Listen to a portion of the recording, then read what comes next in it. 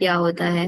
Development का मतलब क्या होता है, सीक्वेंस, आपका ग्रोथ की फेज में जो अलग अलग सीक्वेंसेस आती हैं टिल डेथ, उसको हम डेवलपमेंट बोलते थे। और बाकी हमने एजीआर पढ़ा था आपका, कि ग्रोथ रेट को हम एब्सोल्यूट कैसे निकालेंगे, रिलेटिव कैसे निकालेंगे, ये चीजें देखी थी। हमने फेजेस देखे थे, मैचुरेशन, इलोंगेशन एंड मेरिस्टेमेटिक। उनके अंदर क्या क्या होता है, सेल किस टाइप का होता है, डेंस प्रोटोप्लाज्म होता है, सेंट्रल न्यूक्लियाई होता है, सेल्स डिवाइड करते हैं, फिजियोलॉजिकल रोल किस में हमारे सेल को मिल जाता है, ये सारी चीजें डिस्कस की थी ना हम लोगों ने। Yes. अब यहाँ पे मैंने आप लोगों को नीचे लिखा था नेक्स्ट क्लास, तो arithmetic and geometric, these are the 2 points जो कि हमको यहाँ पे आज डिस्कस करने हैं। अब कोई मेरे को इस अर्थमेटिक वाले डायग्राम को देख के बता सकता है ये मेरे को क्या बता रहा है, ज्योमेट्रिक वाला क्या बता रहा है। अर्थमेटिक में हम देख रहे हैं, देखो सेल डिवीजन को ध्यान में रखना। इसके अंदर हर बार ना एक छोटा सा पार्ट ना ऐड होता है, सेम क्वांटिटी ऐड हो रही है। देखो ज्योमेट्रिक वाला तो बिल्कुल सिंपल सा मेरे को दिख रहा है कि वी हैव 2 सेल्स, ठीक है, दोनों की दोनों सेल्स डिवाइड कर रही हैं, 4 सेल बन रही है, ठीक है। फिर इन 4 ने आगे डिवाइड करा, कितनी बनी, 4 से 8 बनी, ऐसे बननी है ना, काउंट करना जरा, देखो जूम करके दिखाते, 2 सेल्स बन रही हैं, 2 से 4, फिर 8, 16, 32। तो ज्योमेट्रिक में तो नॉर्मल सेल डिवीजन फॉलो कर रहा है ना। लेकिन अर्थमेटिक में क्या हो रहा है, अर्थमेटिक में आप एक चीज नोटिस कर रहे हैं कि भाई यहाँ पे लेट्स सपोज मेरे पास 2 सेल है, ठीक है, दोनों सेल में से एक सेल ने तो डिवाइड करा और एक सेल एज इट इज रहा हमेशा, ठीक है। फिर ये दो सेल्स बनी डिवाइड होके, इसमें से फिर एक एज इट इज रह गया, जो एक था उसने डिवाइड करा, फिर ये एज इट इज आई यहाँ पे, फिर ये जो 2 बनी, इन 2 में से फिर एक एज इट इज रह गया, और एक जो बना था उसने फिर डिवाइड करा। तो मतलब 2, 2 से 3, फिर 4, फिर 5, ऐसे बन रही है ना, 2, 3, 4, 5, मतलब जब भी डिवाइड होके 2 सेल बन रही है, हमेशा उन 2 में से एक वहीं पे परमानेंट हो जा रहा है, एक डिवाइड कर रहा है आगे, फिर डिवाइड करके अगेन 2 डॉटर सेल बन रही है, 2 में से एक परमानेंट हो जा रहा है, एक आगे डिवाइड कर। Is this happening? यस सुहानी, सुहानी समझ आया? मैम, मैंने थोड़ा लेट ज्वाइन किया था। अभी मैंने बेटा सिर्फ डायग्राम बताया, ये ज्योमेट्रिक में नॉर्मल सेल डिवीजन हो रहा है, 2 सेल से 4 सेल, 4 से 8, 8 से 16, 16 से 32 ऐसा बन रहा है। लेकिन अर्थमेटिक में क्या हो रहा है, 2 सेल है, 2 से डिवाइड होके 4 सेल बननी चाहिए, लेकिन 2 में से क्या सिर्फ और सिर्फ एक सेल डिवाइड करती है, एक सेल डिवाइड करेगी तो 2 बनेंगी, एक एज इट इज रहेगी, तो कितनी हो गई, 3। फिर आगे जो डिवाइड करेगी सेल, हमेशा एक सेल डिवाइड करेगी, और डिवाइड करके उसमें से जो 2 नई सेल बनेंगी, उन दोनों नई सेल में से एक परमानेंट हो जाएगी, सिर्फ एक डिवाइड, मतलब हमेशा हर एक स्टेप में एक एक सेल ऐड होती चली जाएगी सिर्फ। ये है हमारे पास अर्थमेटिक। आया समझ में ये चीज? Yes ma'am. ठीक है, ये याद रखना है आपको। अब अगर हम बात करें अर्थमेटिक की, तो अगर आपने देखा होगा जाइगोट के अंदर, या फिर आप लोग 12th क्लास में पढ़ोगे, जाइगोट के अंदर जब डिवीजन होता है ना, एनसीईआरटी ने भी ये लिखा हुआ है, तो जाइगोट का डिवीजन कैसे होता है। मेरे पास ये सेल एक सिंगल जाइगोट है, पहले इसने डिवाइड करा, 1 से 2 सेल बनी, 2 से 4, 4 से 8 8 बन रही है। तो ये किस टाइप का डिवीजन हो रहा है, अर्थमेटिक या ज्योमेट्रिक? ज्योमेट्रिक। ठीक है, लेकिन फिर इनिशियली जाइगोट के अंदर ज्योमेट्रिक डिवीजन होता है, लेकिन एक टाइम के बाद जाइगोट के अंदर कुछ सेल्स तो परमानेंट हो जाएंगी, वो डिवाइड नहीं करेंगे, और कुछ सेल्स डिवाइड करती चले जाएंगी, तभी एक बहुत इनर सेलुलर मास यहाँ पे बन जाता है। सारा 12th क्लास में पढ़ोगे, तो मतलब अगर आपसे तो सिंपली कोई क्वेश्चन पूछता है जाइगोट के अंदर डिवीजन कैसे होता है, तो आप बोलोगे इनिशियली ज्योमेट्रिक होता है, देन अर्थमेटिक होता है। पहले ज्योमेट्रिक फिर अर्थमेटिक। ठीक है, यस कर सकते हो। वेरी गुड, ये हमने कल कर लिया था। अब ग्रोथ के लिए किसी भी प्लांट की, इफ आई वांट कि भाई इसकी प्रॉपर ग्रोथ हो जाए, तो एक सिंपल सा क्या क्या चीजें चाहिएंगी मेरे को सेल की या प्लांट की ग्रोथ कराने के लिए। प्रॉपर अमाउंट में वाटर चाहिएगा, विदाउट वाटर कुछ भी ग्रो नहीं कर सकता। ऑक्सीजन चाहिए, न्यूट्रिएंट चाहिए, एक प्रॉपर अमाउंट में टेम्परेचर चाहिए, सनलाइट चाहिए। यही सारी तो रिक्वायरमेंट्स है। So these are the condition of growth. पढ़ के देखो इनको जल्दी से, just take 2 minutes and read out all these points.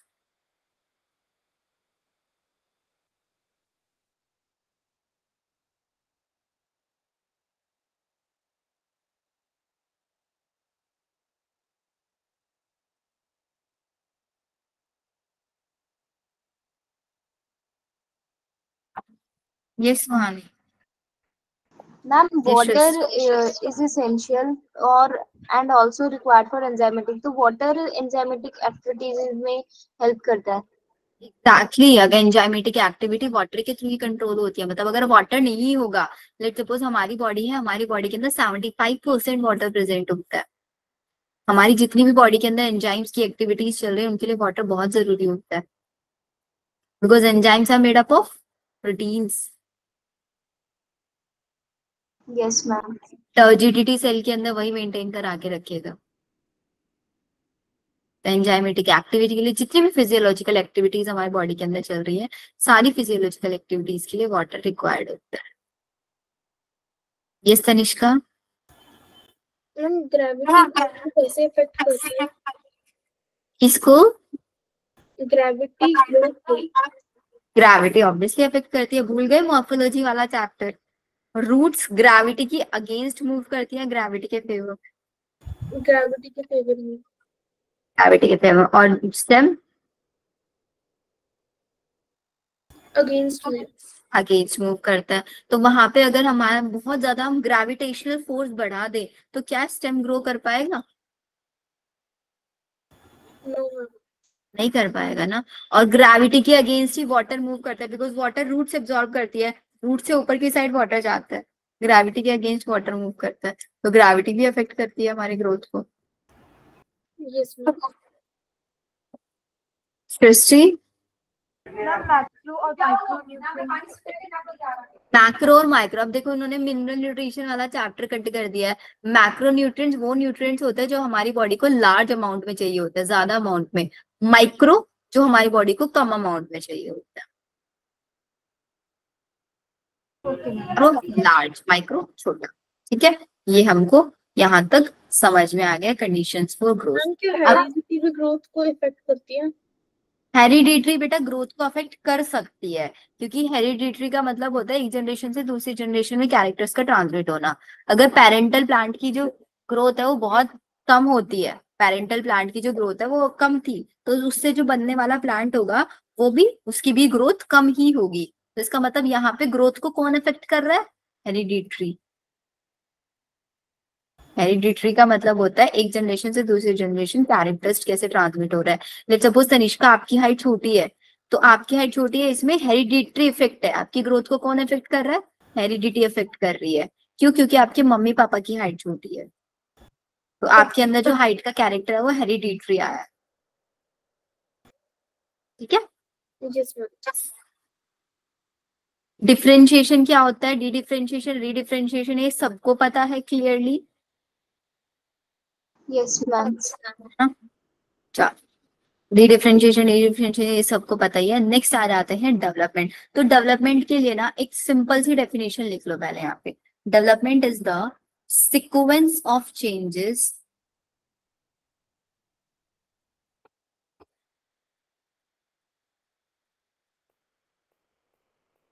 occurring in lifespan of organism till death। अब यही मैंने आप लोगों को कल भी समझाया था कि जैसे हम लोग एक न्यू बॉर्न बेबी है, न्यू बॉर्न बेबी से वो इन्फेंट, फिर छोटा सा चाइल्ड 3 या 4 साल का बच्चा, फिर वो धीरे धीरे एडल्ट बनेगा, फिर रिप्रोडक्टिव स्टेज में आएगा, फिर मेच्योरिटी वाली स्टेज आएगी उसके अंदर 40-45 वाली एज, फिर उसके बाद वो सेनेसेंस ओल्ड एज आएगी, और फिर उसके बाद उसकी डेथ हो जाएगी। तो एक सिक्वेंस में चलता ना, ऐसे थोड़े ना कि एक बच्चा है अभी 3 से 4 साल का है, वो अचानक से मेरी एज का हो जाए, फिर वापस से वो स्कूलिंग में आ जाए, ऐसे तो नहीं होता ना, सिक्वेंस में चलती है सारी की सारी चीजें। जिसका एग्जाम्पल आप लोगों को यहां से समझ में आएगा। इसका एग्जाम्पल जैसे कि लेट्स सपोज मेरे पास एक छोटा सा सीड है, ठीक है, तो सीड सबसे पहले क्या करता है, Germinate.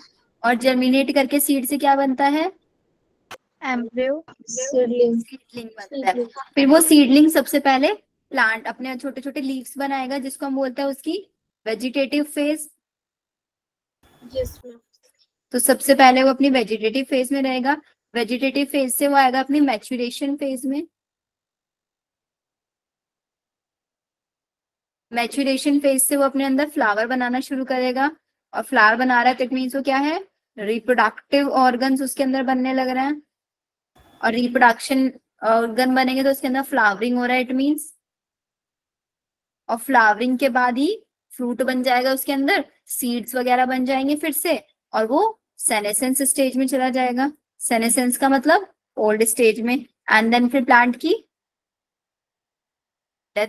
तो ये जो सारी की सारी सीक्वेंस हमने पढ़ी ना, all these sequences are known as development. ये हमारे सीड का, तो डेवलपमेंट में हमेशा एक फिक्स्ड पाथवे होता है, नहीं होता है कि पहले सीड से सीडलिंग ही बनेगा, फिर वेजिटेटिव फेज आएगा, ये नहीं कि सीडलिंग से डायरेक्ट मैच्यूरेशन आ जाए, स्टेप बाय स्टेप होने वाला प्रोसेस है या नहीं है। यस मैम, तो हम बोल सकते हैं डेवलपमेंट एक फिक्स्ड पाथवे होता है, जिसके अंदर क्या होता है आपका, जिसमें इंक्लूड ऑल चेंजेस, कहाँ से सीड जर्मिनेशन से सेनेसेंस तक, है ना। और ये आपका कैसा प्रोसेस होता है, जेनेटिकली कंट्रोल्ड होता है,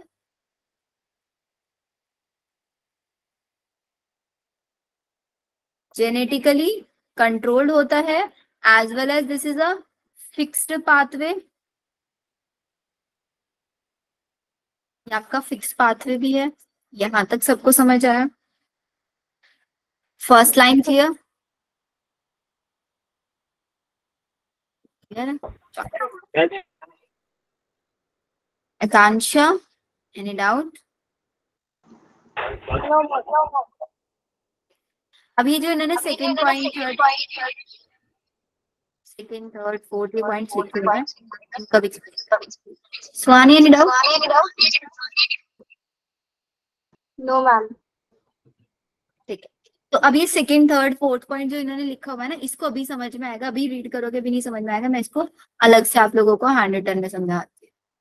लेट मी चेक, इन्होंने डायग्राम नहीं दिया हुआ है, चलो हम लोग इसको लिखते हैं। तो सेकंड पॉइंट पे इन्होंने एक्सप्लेन किया प्लास्टिसिटी। प्लास्टिक सर्जरी का नाम सबने सुना है, यस मैम। क्या होता है प्लास्टिक सर्जरी। हम उसमें हमारी बॉडी का ही पार्ट लेके कहीं और अप्लाई कर देते हैं। मतलब अभी देखो भाई, मेरा हैंड ये ऐसा है ना, किसी का हैंड की जैसे सपोज ऐसे टेढ़ा हैंड है, ये टेढ़ा हैंड छोड़ो, वो फिल्म स्टार्स वगैरह क्या करते हैं, अपनी नोज की, सुना होगा, नोज की प्लास्टिक सर्जरी कराई है किसी ने लिप्स की प्लास्टिक सर्जरी कराई है, किसी ने अपनी चीक बोन की कराई है, जो लाइंस की कराई है। वो क्यों कराते थे, अपनी खूबसूरती को बढ़ाने के लिए, ऐसे करते थे ना। Yes ma'am. तो अगर प्लांट्स भी प्लास्टिक सर्जरी कराएं तो कैसे प्लास्टिक सर्जरी कराएं।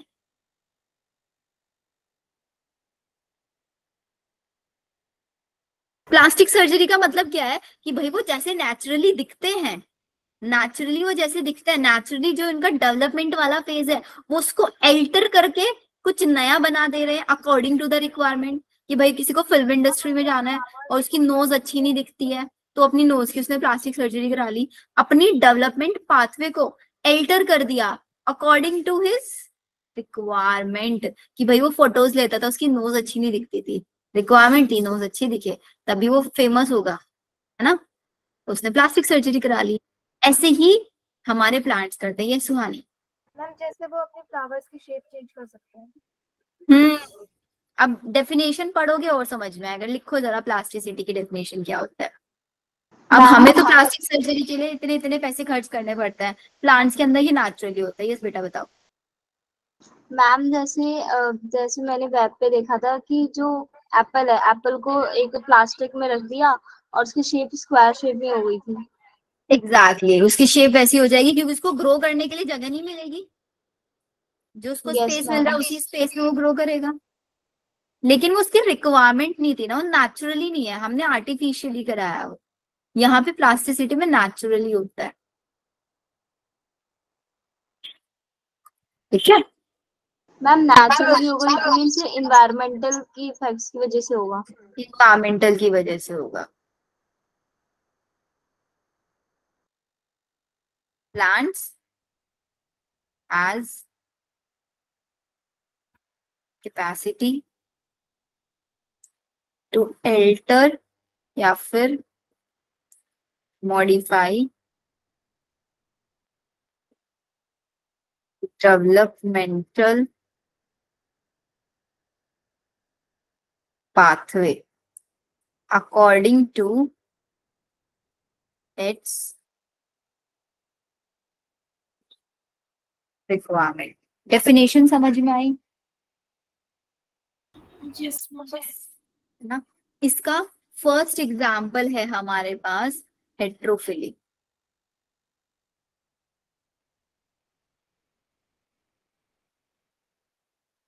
हेट्रोफिली का मतलब होता है हैविंग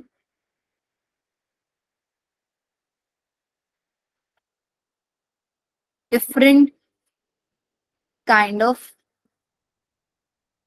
लीफ। कैसे है, अब लीफ अलग अलग टाइप की हो सकती है on the basis of requirement. Requirement के बेसिस पे लीफ ने अपने आप को मॉडिफाई कर लिया। कैसी रिक्वायरमेंट थी? The first one we will have environmental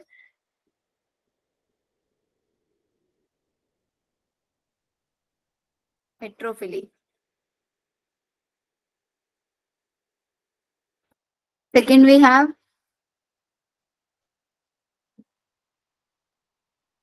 developmental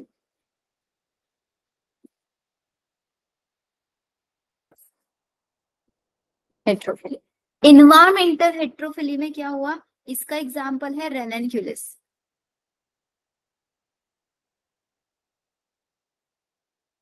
इसका एग्जाम्पल है कॉटन, कोरिएंडर,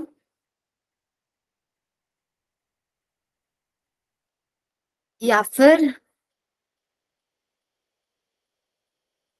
लार्जफर। होता क्या है इनके अंदर वो देखो। इन्वायरमेंटल हेट्रोफिली का मतलब क्या है? हेट्रोफिली समझ गए ना, हेट्रोफिली का मतलब having different kind of leaves, अलग अलग टाइप की लीफ होना। तो अलग अलग टाइप की लीफ अगर इन्वायरमेंट की वजह से हो रही है तो उसको इन्वायरमेंटल हेट्रोफिली। हमने देखा कि भाई रेननक्यूलस जो प्लांट है ना, अगर रेननक्यूलस प्लांट को आप टेरेस्ट्रियल बना दो, लैंड पे ग्रो करोगे, तो इसकी लीफ जो है वो आपको ऐसी दिखाई देगी। लेकिन अगर रेननक्यूलस एक्वेटिक है तो इसकी लीफ आपको ऐसी दिखाई देगी।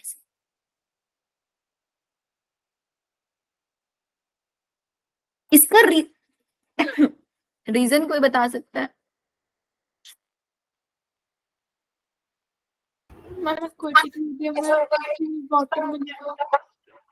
क्योंकि आप खुद सोचो, जो ये ब्रॉड शेप वाली लीफ से अगर ऐसी एक्वेटिक में होगी तो वाटर ऐसे, लेट्स सपोज ये मेरा हैंड है, दिस इज द लीफ, तो ऐसे वाटर आ रहा है, पानी आ रहा है, तो वाटर करंट की वजह से लीफ मेरी ब्रेक हो जाएगी, टूट जाएगी, इसके अंदर Yes, छेद हो yes. जाएंगे, है ना। तो इस रेननक्यूलस ने क्या करा, जहां पे ये एक्वेटिक है, जिस जगह पे ऐसा एक्वेटिक प्लांट ग्रो कर रहा है, वहां पे इसने अपनी लीफ को मॉडिफाई करके बहुत बारीक बारीक बना लिया ताकि वाटर करंट की वजह से लीफ डैमेज ना हो पाए। लेकिन टेरेस्ट्रियल में तो ऐसा कुछ है नहीं, तो टेरेस्ट्रियल में इसने ब्रॉड ब्रॉड लीव्स बना ली। हुआ ना heterophylly. According to the requirement इसने अपनी डेवलपमेंटल फेजेस चेंज कर ली। टेरेस्ट्रियल में कुछ और लीव्स है और एक्वेटिक में कुछ और लीव्स। आया समझ में एनवायरमेंटल? Yes ma'am. ऐसे ही डेवलपमेंटल हेट्रोफिली में क्या है, कॉटन प्लांट अगर आप देखोगे ना, कॉटन प्लांट की लीफ को अगर आप देखोगे, जब ये अपनी जुवेनाइल फेज में होता है, जुवेनाइल मतलब वेजिटेटिव फेज, बचपन वाली फेज में होता है तो इसकी लीफ आपको कुछ ऐसे देखने के लिए मिलती है, लेकिन जब ये एडल्ट बन जाता है तब इसकी लीफ ऐसे देखने के लिए मिलती है।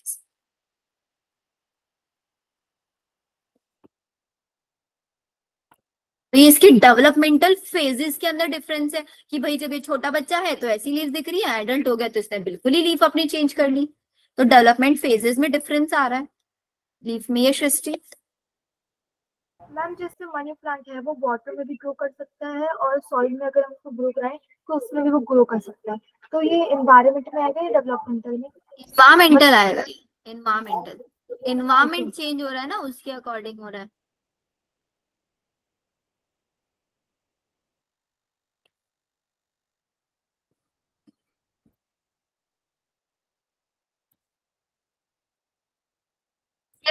दीप्ति समझ आ रहा है? नवनीत नहीं आई आज? दक्ष, हुस्नवाज, नबानिता, पीयूष, प्रियंका, संजय राय, सुहानी, वर्षा, रिया पुष्कर, चिंकी, चेतना, आंचल।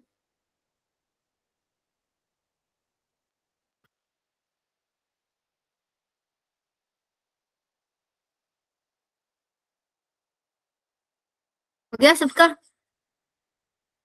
Yes ma'am. अब देखना जरा वो एनसीईआरटी ने वाली जो लाइंस थी ये समझ आई क्या? सेकेंड लाइन पढ़ो।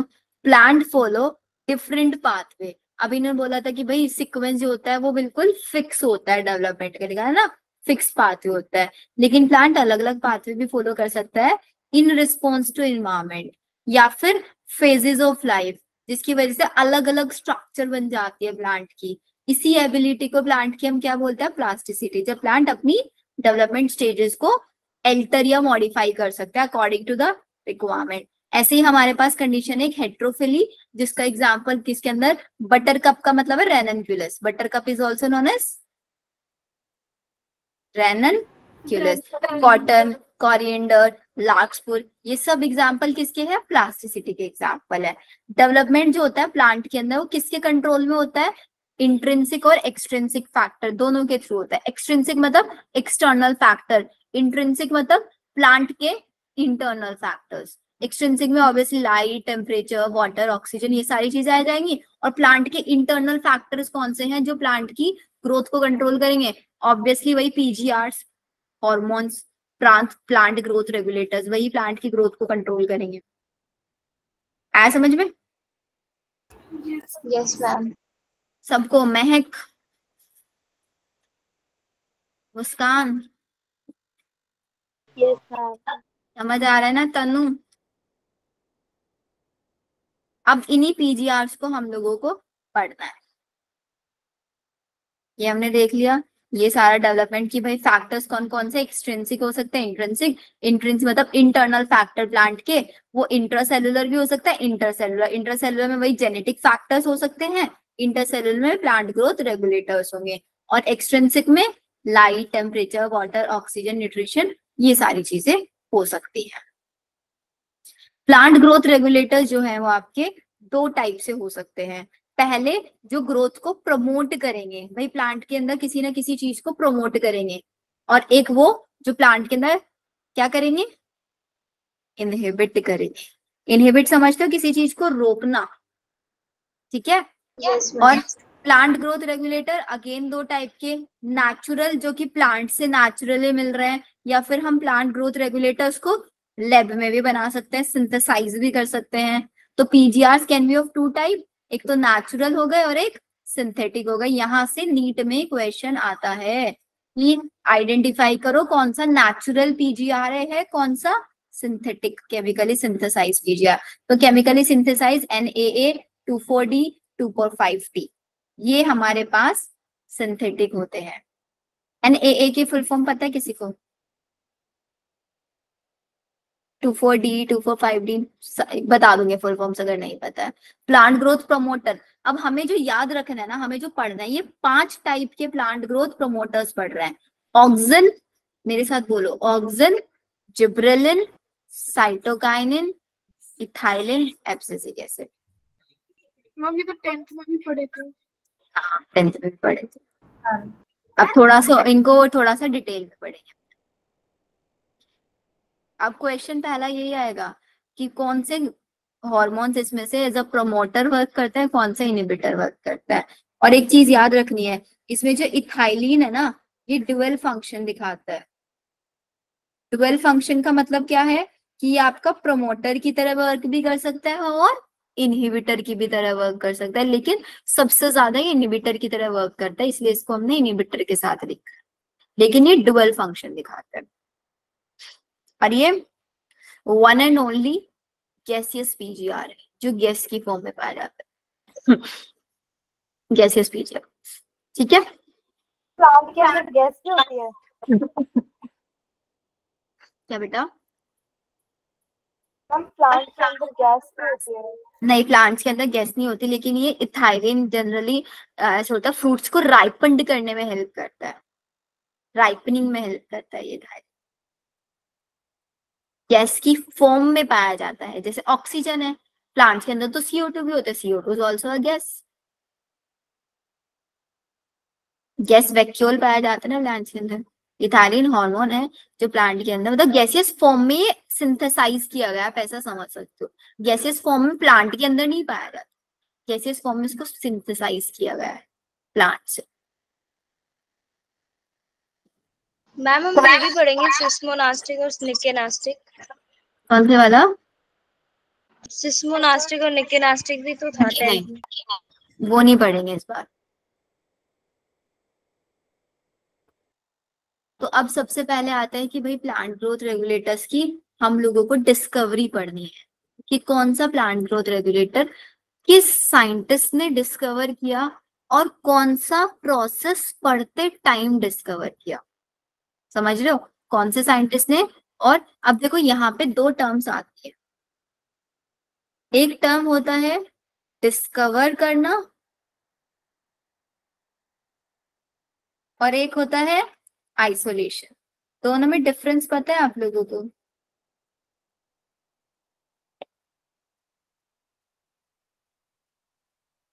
डिस्कवरी करना, आइसोलेशन मतलब प्रिजर्व करके रखना और डिस्कवर मतलब उसको डिस्कवरी रिसर्च। डिस्कवरी का मतलब होता है रिसर्च करना, पता लगाना। जैसे कि लेट्स सपोज ये मेरा मोबाइल फोन है, ठीक है। मैंने इसमें पता लगाया कि इस मोबाइल फोन के अंदर ऑक्सिन नाम का हार्मोन पाया जाता है, मैंने सिर्फ डिस्कवर कर दिया इसको, तो मेरा नाम आ जाएगा कि शिवानी मैम ने डिस्कवर किया ऑक्सिन हार्मोन। लेकिन मैं उस ऑक्सिन को बाहर नहीं निकाल पाई यहाँ से। फिर आती है अंशिका, अंशिका आई, अंशिका ने यहाँ से ऑक्सिन को बाहर आइसोलेट कर दिया, तो मेरा नाम डिस्कवरी में जाएगा, अंशिका का नाम आइसोलेशन में जाएगा। आइसोलेट का मतलब प्रिजर्व करना, आइसोलेट का मतलब वहां से निकालना बाहर, आइसोलेट करना उसको। तो डिस्कवरी और isolation are two different term, इसके लिए दो अलग अलग साइंटिस्ट हो सकता है। हो सकता है एक ही, ऐसा भी हो सकता है कि एक ही साइंटिस्ट है, उसी ने डिस्कवर करा, उसी ने आइसोलेट कर दिया, हो सकता है। लेकिन दो अलग अलग साइंटिस्ट भी हो सकते हैं। जैसे कि सबसे पहले हमारे पास जो ऑक्सिन हार्मोन है, हमारे पास जो चार्ल्स डार्विन है, चार्ल्स डार्विन और उनके सन फ्रांसिस, इन्होंने ये पता लगाया था, शो दैट, देखा कि there was some substances at the tip of, अब ये याद है coleoptile and coleorhiza? Yes ma'am. Coleoptile and coleorhiza monocot के अंदर पाए जाते हैं, डाइकोट में? मोनोकोट। मोनोकॉट में। कोलियोप्टाइल शूट की टिप थी या रूट की टिप? शूट की टिप। और कोलियोराइजा? भाई भूल गए हो बच्चों।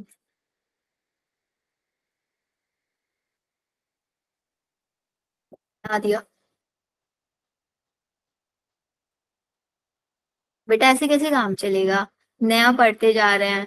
अब इतना तो देखो टाइम नहीं होता कि मैं आप लोगों को पुराना बार बार रिवाइज कराती रहूं।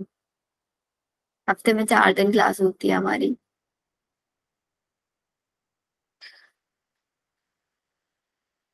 कोलियोप्टाइल, शूट टिप, तो इन्होंने coleoptile. Canary grass, grass is a monocot और डाइकोट? मोनोकोट। है ना, ऑब्वियसली कोलियोप्टाइल मोनोकोट में होता है, तो इन्होंने मोनोकोट में कैनरी ग्रास के कोलियोप्टाइल टिप के ऊपर देखा कि भाई कुछ सब्सटेंस है, कुछ सब्सटेंस है, क्या सब्सटेंस है क्या नहीं कुछ नहीं पता, विच इज ट्रांसमिटेबल, मतलब एक जगह से दूसरी जगह पर ट्रांसमिट हो रहा है, एंड रिस्पॉन्सिबल है किसके लिए? फोटोट्रोपिज्म। फोटो का मतलब होता है लाइट, और ट्रोपिज्म का मतलब होता है मूवमेंट, कि भाई जिधर से लाइट आ रही है उधर साइड ही हमारी टिप बेंड हो जाए। इधर से लाइट आ रही है, इधर ही मेरी टिप बेंड हो गई, तो लाइट की प्रेजेंस में टिप का बेंड होना फोटोट्रोपिज्म कहलाएगा नहीं कहलाएगा? Yes ma'am. तो इस वाले पॉइंट से 3 क्वेश्चन बनते हैं। Who discovered oxygen? Charles Darwin and his son Francis. In which plant? In which plant? Canary grass. Where on the canary grass? At the tip of coleoptile. What was that substance? That substance is known as oxygen. And वो transmittable है, वो कौन सा process दिखा रहा था oxygen वहां पे कैनरी ग्रास के अंदर? फोटोट्रोपिज्म। फोटोट्रोपिज्म। तो इसका मतलब चार्ल्स डार्विन ने फोटोट्रोपिज्म कॉन्सेप्ट को पढ़ते टाइम ऑक्सीजन का पता लगाया था, सिर्फ पता लगाया, डिस्कवर नहीं किया कुछ, ठीक है। लेकिन फिर इसके बाद एक और साइंटिस्ट आते हैं, जिन साइंटिस्ट का नाम है एफडब्ल्यू वेंट। एफडब्ल्यू वेंट वो पहले साइंटिस्ट हैं जिन्होंने आइसोलेट किया किसको? ऑक्सीजन को। कहां से? ओट्स खाते हो, ओट्स की कोलियोप्टाइल से। लेकिन एफडब्ल्यू वेंट से भी पहले ऑक्सीजन को ह्यूमन यूरिन से आइसोलेट कर लिया गया था। वो क्यों आइसोलेट किया गया था, इसका रीजन आप बताओगे? क्योंकि हम लोग ओट्स खाते हैं, ओट्स के अंदर भी ऑक्सीजन हार्मोन पाया जाता है, तो इसलिए सबसे पहले ह्यूमन यूरिन से ऑक्सीजन सिंथेसाइज होगा या नहीं होगा, मतलब आइसोलेट होगा, यस मैम। है ना। तो डिस्कवरी चार्ल्स डार्विन ने किया, आइसोलेट एफडब्ल्यू वेंट ने किया कोलियोप्टाइल ऑफ ओट से। लेकिन सबसे पहले ऑक्सीजन आइसोलेट किससे किया गया था? ह्यूमन यूरिन से। कौन से साइंटिस्ट ने किया था ये नहीं याद रखना है।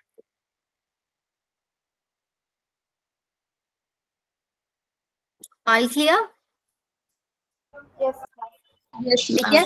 तो ऑक्सीजन के बारे में जब आप लिखोगे तो लिख सकते हो डिस्कवरी चार्ल्स डार्विन, किस प्लांट में? यस सुहानी? मैम फिर हमारी बॉडी में जो प्लांट हॉर्मोन्स होते हैं वो भी पाए जाते हैं? ऑब्वियसली पाए जा सकते हैं, तो क्या हम प्लांट इसको खाते हैं? ऑब्वियसली पाए जा सकते हैं हमारे अंदर, लेकिन वो हमारे अंदर कुछ फंक्शन नहीं करते, बिकॉज हॉर्मोन्स को फंक्शन करने के लिए रिसेप्टर्स की जरूरत होती है। हमारी बॉडी में उनके रिसेप्टर्स नहीं है, इसलिए उनका कोई रोल नहीं है हमारी बॉडी, वो डायरेक्टली यूरिन में के थ्रू एक्सक्रीट आउट हो जाते हैं।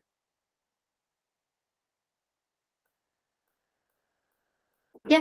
तो अगर आपको मैं बोलूं भाई ऑक्सीजन के बारे में आप नोट्स बनाओ, तो ऐसे ही बनाओगे ना, डिस्कवरी किसने किया? चार्ल्स डार्विन एंड उनके सन फ्रांसिस डार्विन ने। ठीक है। नेक्स्ट क्या लिखोगे? किस प्लांट के अंदर किया था और कौन से टॉपिक को उन्होंने बताया था? कौन से प्लांट में किया था? कैनरी ग्रास में। Topic phototropism. आइसोलेट किसने किया था? वेंट। FW went. कहां से? कौन से प्लांट से? ओट्स। ओट्स से किया। ओट्स का साइंटिफिक नेम? एवेना सताएगा। इस डेटा को लिख लो एक बार जल्दी से। मैम ये एनिमल्स और प्लांट्स कितने कॉम्प्लिकेटेड नेम के होते हैं? क्या बेटा? मैम मैं कह रही हूँ कि एनिमल्स और प्लांट्स कितने कॉम्प्लिकेटेड नेम के होते हैं? बेटा क्योंकि ये जो बस होते ही नहीं, बॉटनी में सारे कॉम्प्लिकेटेड नाम आते हैं, जूलॉजी में नहीं होते जबकि इतने ज्यादा, क्योंकि जूलॉजी में हम लोग रिलेट कर पाते हैं आसपास की चीजों से, प्लांट्स के बारे में हम कहाँ ही सुनते हैं इतना। मतलब सिर्फ एनवाना ही रख देते, ये बीच वाला नाम रखना जरूरी नहीं था। अब क्या ही करें, इन्होंने रख दिया सो रख दिया।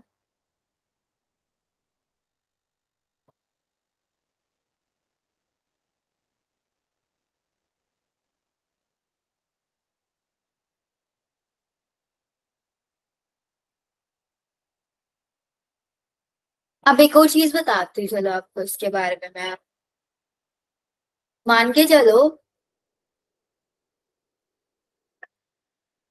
ये मेरे पास कैनरी ग्रास है, ठीक है, कैनरी ग्रास की एक कोलियोप्टाइल वाली टिप हो गई,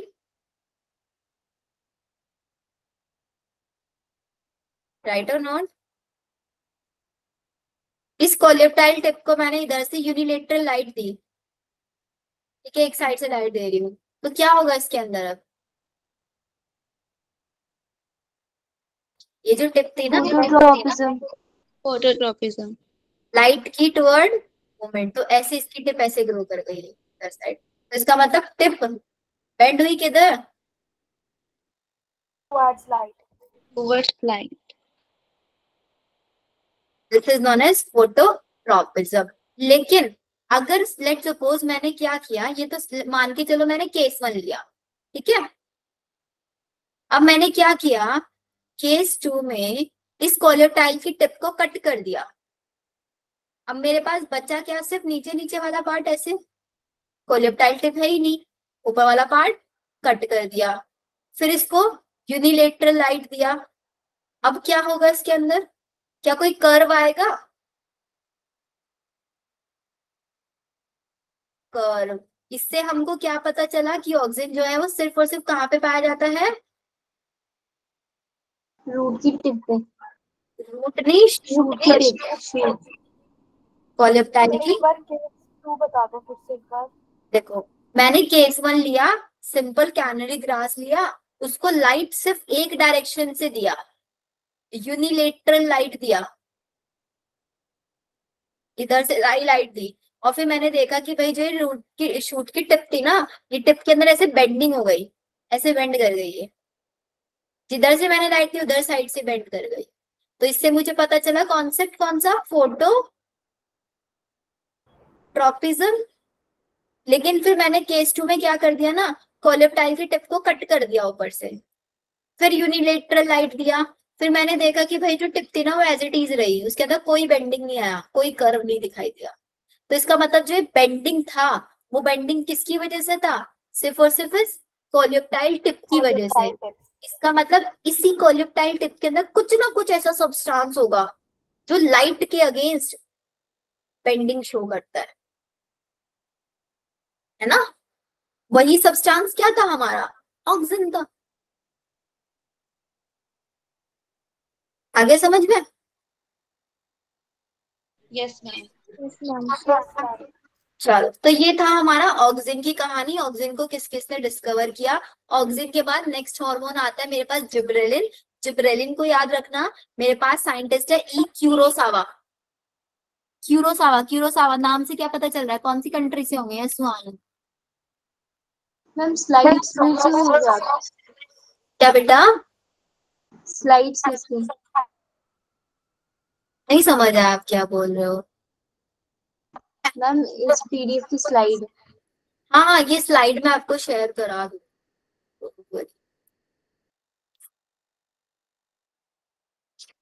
ठीक है, अभी शेयर कर दूंगी इस क्लास के बाद, ये भी जस्ट क्लास फिनिश ही कर रहे हैं, बिकॉज एक्चुअली ना मेरे को थोड़ा फीवर है, I am not feeling well, but I thought कि थोड़ा बहुत तो पढ़ ही लेते हैं आप लोग, ये तो बिल्कुल ही ब्रेक हो जाता है। क्यूरोसावा से क्या पता चल रहा है आप लोगों को, कौन सी कंट्री से,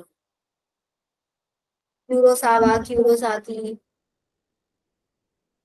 जापानीज, वेरी गुड चेतना, जापान से होंगे ना, क्यूरोसावा, क्यूरोसावा नाम से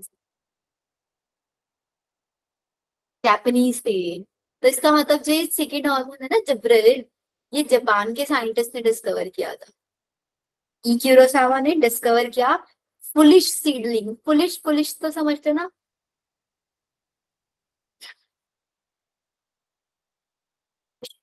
हाँ बेटा बस ये एटलीस्ट डिस्कवरी फिनिश कर लेते हैं ना। एक्चुअली क्या हो रखा है ना, हमारे मेरे एरिया में बहुत ज्यादा डेंगू फीवर हो रखा है, मतलब डेंगू और वायरल फीवर इतना ज्यादा हो रखा है ना, यू डोंट बिलीव, मेरे घर पे हर किसी मेंबर को फीवर हो रखा है। मेरी मम्मी को, मेरे नेफ्यू को, पापा को, भैया को, हर किसी को। एंड मेरा ऐसा हो रखा है ना कि मुझे, मेरी मॉर्निंग में भी क्लास होती है 9:30, तो मुझे घर का सारा काम ब्रेकफास्ट करके सब कुछ करके मुझे तब क्लास लेनी होती है। आप लोगों की क्लास लेने मैंने मतलब 2 दिन से मैं आप लोगों की क्लास शिफ्ट कर रही हूँ 15-15 मिनट, क्योंकि मैं आप लोगों की क्लास लेने से पहले पूरा डिनर रेडी करके तब क्लास लेने आते, बिकॉज फिर 9:45 तक क्लास चलती है। आप छुट्टियां नहीं ले सकते? छुट्टियां ले सकते हैं बेटा, बट ना एक्चुअली मेरा ऐसा रहता है, मैं छुट्टियां लेके रह ही नहीं पाती हूँ, तो बच्चों को पढ़ाए बिना मेरा दिल नहीं निकलता है। क्योंकि मुझे फीवर ना एक्चुअली आज ही हुआ है, मुझे नहीं था फीवर, ऑब्वियसली घर वालों के साथ रहोगे तो थोड़ा बहुत इन्फेक्शन तो लगना ही है। तो अगर कल तक नहीं ठीक हुआ तो मोस्ट प्रोबेबली मैं कल छुट्टी ही लूंगी। तो क्यूरोसावा से क्या पता चलता है, जापानीज थे ये हमारे। Foolish seedling bakanae disease of rice seedling was due to the presence of. अब देखो फुलिश हुआ क्या, कहानी सुन लो एक सिंपल सी। जापान में सबसे ज्यादा किसकी फार्मिंग होती है, राइस की होती है सबसे ज्यादा। तो वहां के जो फार्मर थे ना, उन फार्मर्स लोगों ने ये देखा कि भाई अचानक से क्या हुआ ना, कि राइस का जो सीडलिंग था ना वो बहुत ज्यादा ग्रो करने लगा। मतलब भाई पहले तो इतने छोटे छोटे से राइस अचानक से बहुत बड़े बड़े साइज के आने लग गए, अलग अलग उनकी शेप हो गई। शेप सीड इसकी राइस की ऐसे होती है, उनकी शेप ऐसी ऐसी सी आने लग गई, अजीबोगरीब सी शेप आने लग गई। वहां के फार्मर्स ने सोचा भाई ये हो क्या रहा है, पता लगाया जाना चाहिए इसको। फिर इन्होंने देखा कि हमारा वहां पे राइस जो था ना उसको एक बीमारी हो गई थी, जिसका नाम इन्होंने दे दिया बैकेन डिसीज ऑफ राइस सीडिंग। और वो किसकी वजह से हुई, वो एक फंगस की वजह से हुई। That fungus is known as Gibberella fujikuroi. Gibberella fujikuroi fungus था, और ये कैसा फंगस है, एस्कोमाइसिटीज। एस्कोमाइसिटीज से याद आया होगा ना, क्लास है फंजाई की, यस मैम। है ना। तो इसकी वजह से इन्होंने देखा, और फिर इसी के थ्रू इन्होंने पता लगा लिया कि भाई there is a hormone which is known as gibberellic acid, और वही जिब्रेलिक एसिड क्या करा रहा था, अनयूजुअल ग्रोथ करा रहा था राइस की सीडलिंग्स के अंदर। ऐसे इन्होंने 100 से ज्यादा जिब्रेलिक एसिड सिंथेसाइज करे। फिर उन 100 से ज्यादा का नाम पता है कैसे दिया, जिब्रेलिक एसिड मतलब GA1, GA2, GA3, ऐसे करके उन्होंने नेमिंग देना शुरू कर दिया। तो याद क्या रखना है, डिस्कवर किसने किया, ई क्यूरोसावा। राइस सीडलिंग में क्या देखा इन्होंने, बैकेन फुलिश सीडलिंग देखा, अनयूजुअल ग्रोथ, अनयूजुअल शेप वगैरह ये सारी चीजें देखी गई। किसके थ्रू था, एक फंगस के थ्रू था which is known as Gibberella fujikuroi. Clear. तो डिस्कवर तो भाई हमारे क्यूरोसावा ने कर दिया, अब आइसोलेट कौन करेगा, आइसोलेशन भी तो कराना पड़ेगा ना। किससे कराएंगे आइसोलेशन, देखो अब अजीबोगरीब नाम, यबूता एंड सुमुकी। यबूता सुमुकी साइंटिस्ट थे जिन्होंने इसको आइसोलेट किया था। ये बूटा सनोकी भी जो जापानीज थे। हाँ ये भी जापानीज थे, नाम से ही पता चल रहा है ना हमको। Yes ma'am. तो ये था हमारा डिस्कवरी ऑक्सिन के बारे में और जिब्रेलिन के बारे में। यहाँ तक बताओ, किसी को कोई डाउट है। No ma'am. No ma'am. Okay आज इतना ही रखे फिर इसको। Yes, ma'am. Yes ma'am.